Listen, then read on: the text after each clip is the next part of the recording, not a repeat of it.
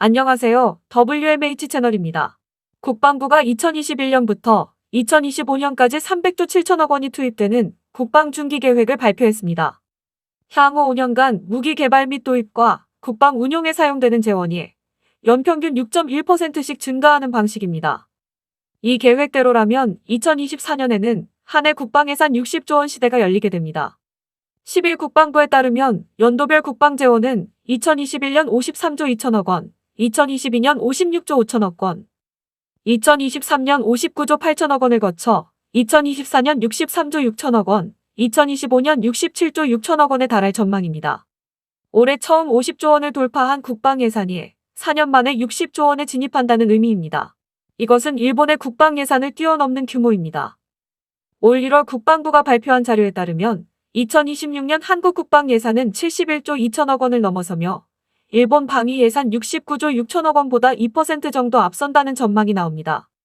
이는 현 국방 예산 증가율을 유지한다는 가정에 따른 계산입니다. 올해 2020년도 한국 국방 예산은 50조 1,527억 원, 일본 방위 예산은 58조 3,300억 원입니다. 한국의 국방 예산은 일본 방위 예산 대비 격차가 매년 줄어드는 추세입니다. 한국의 국방 예산은 2001년 일본 방위 예산의 30% 수준에 불과했으나 2011년에는 60% 수준, 2020년에는 86% 수준까지 상승했습니다. 한일 간 국방비 역전 현상은 그동안 한국 국방 예산 증가율이 높아진 결과입니다. 특히 문재인 정부가 들어선 뒤 최근 3년 새 10조 원이 증가한 영향이 컸습니다. 국내 총생산 대비 국방 예산 비중은 2011년에서 2017년간 2.2% 수준에 머물렀으나 올해 2.5% 수준까지 상승했습니다. 반면 일본 방위 예산은 2000년대 들어온 이후 하락세를 보였습니다. 2012년 아베 신조 총리 집권 이후 증가 추세로 바뀌었지만 한국의 추격을 따돌리기는 어려웠습니다. 한국의 최근 5년간 국방 예산 평균 증가율은 6%를 유지해 일본의 1.3% 수준을 크게 압도했습니다. 이를 잘 알고 있는 일본도 앞으로 한국의 국방비가 역전될 것을 우려하여 국방비 증액에 서두르고 있습니다.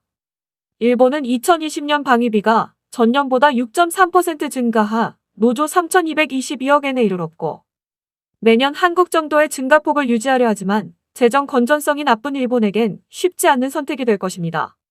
또한 2019년 자료를 기준으로 한국의 국방 예산은 러시아의 84%, 독일의 84%, 프랑스의 72% 수준입니다. 한국 국방비가 일본 방위 예산을 추월하는 2026년 무렵엔 이들 국가 국방비와도 비슷한 수준에 도달하거나 넘어설 가능성이 크다는 게 국방부 분석입니다. 5년간 소요되는 국방 재원 300조 7천억 원 중 첨단 전력 증강을 위한 방위력 개선비에는 100조 1천억 원이 투입됩니다. 나머지 200조 6천억 원은 부대 구조와 전력 구조에 들어가는 전력 운영비 몫입니다. 군 당국은 상비 병력이 2020년 말 기준 55만 5천 명에서 2022년 말 50만 명까지 줄어드는 추이를 감안하면 첨단 무기 도입 등을 위해 국방 재원 증가가 필요하다는 입장입니다. 중기계획에 처음 공식화된 경항모 확보 사업이 대표적입니다. 지난해까지 대형 수송함 2로 명명된 해당 사업은 2021년부터 본격화돼 3만 톤급 규모로 도입이 추진됩니다. 해당 경항모에 F-35B 수직이 착륙 스텔스 전투기를 탑재해 해상 기동부대를 지휘해 적의 위협을 억제한다는 보관입니다. 이지스함을 추가 전력화하는 동시에 독자적인 6,000톤급 한국경차기 구축함을 확보하는 점도 눈여겨볼 대목입니다. 이를 바탕으로 해상기동부대를 기동전단에서 기동함대 사령부로 증강할 수 있다고 군 관계자는 설명했습니다. 3,000톤급 잠수함의 전력화에 이어 무장 탑재 능력과 자막 능력이 향상된 3,600톤급과 4,000톤급 잠수함 건조 계획도 공개됐습니다. 사실상 핵추진 잠수함을 도입한다는 의미로 풀이됩니다. 또한 군 당국은 5년간 미사일 수량을 대폭 확충하고 정확도와 속도, 파괴력과 다양한 투발 수단 등 미사일 능력을 양적 질적으로 고도화하겠다고 밝혔습니다. 탄두 2톤 규모의 현무포지대지 탄도미사일의 실전 능력을 키우겠다는 것입니다. 이번에 포함된 신규 사업으로는 장거리 지대 공유도 무기 양산 사업이 눈에 띕니다. LSAM이 배치되면 종말 하층과 중간 단계 방어로 이뤄진 요격 체계가 2026년 이후 종말 상층 방어까지 확대되고 요격 미사일 수량도 현재 대비 3배로 늘어납니다. 군 당국은 장사정포 위협으로부터 수도권 및 핵심 중요 시설을 방어할 수 있는 한국형 아이언돔인 장사정포 요격체계도 개발할 계획입니다. 2020년대 후반 전력화를 목표로 한 초소형 위성체계도 신규 사업에 포함됐습니다. 66kg 무게의 초소형 위성을 띄우면 32대의 위성이 한 지역을 30분 간격으로 집중적으로 정찰하는 게 가능합니다. 핵탄두를 탑재한 발사체를 은밀히 쏘아 올리는 북한 이동식 발사대의 움직임을 사전에 포착할 수 있다는 의미입니다. 방위력 개선 외 전력 운영 분야에선 병사 봉급을 2025년까지 월 96만 3천 원으로 인상하는 계획이 처음 공개됐습니다. 이는 하사 1호봉의 50% 수준으로 군 당국은 기존 방침대로 현재 월 60만 9천 원인 병사 봉급을 2022년까지 67만 6천 원으로 올린 뒤 2025년에 이 같은 목표치에 도달할 것이라고 설명했습니다.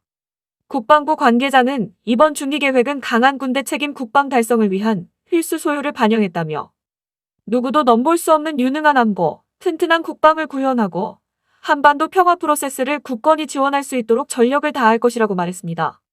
이번 국방 중기 계획에 주목할 만한 점은 그동안 주변국 눈치 보느라 제대로 표기하지 못했던 사업들을 제대로 표기했다는 것입니다.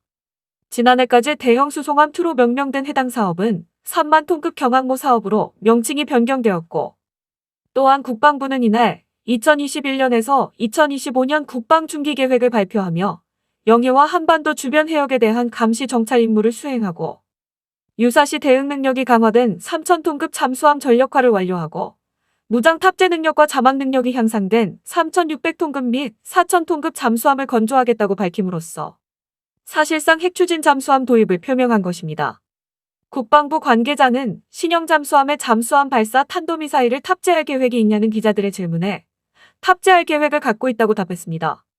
또 국방부는 기존 디젤 잠수함을 핵추진 잠수함으로 바꿀 가능성이 있냐는 질문에는 4,000톤급의 추진 방식 부분은 현 단계에서 말하기 적절치 않아서 적정한 시점이 되면 별도로 말하겠다며 가능성을 열어두었습니다.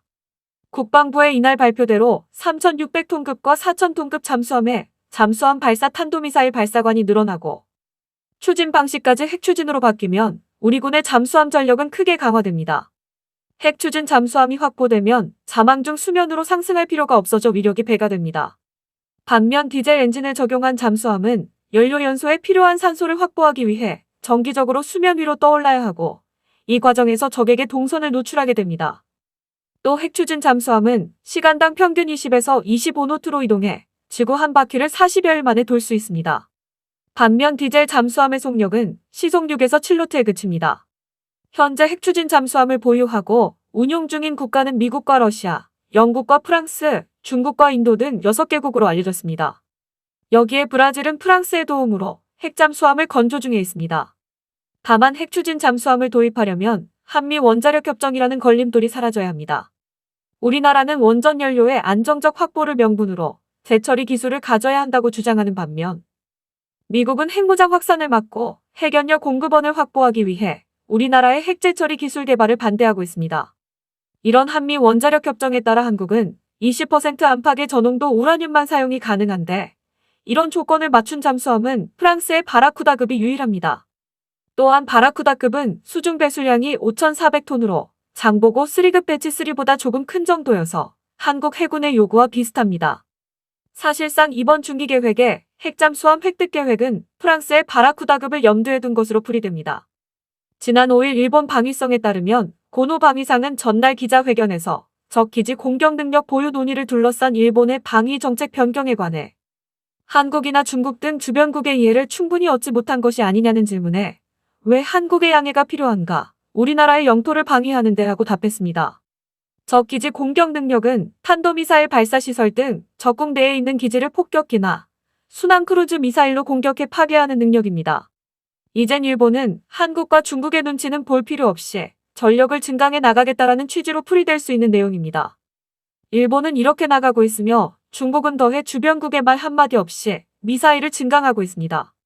이제 우리나라도 주변국의 눈치 볼 필요 없이 항모 건조면 항모 건조라고 말할 수 있어야 합니다. 이번 국방중기 계획은 우리나라의 자신감을 표현한 첫걸음이라고 할 수 있습니다.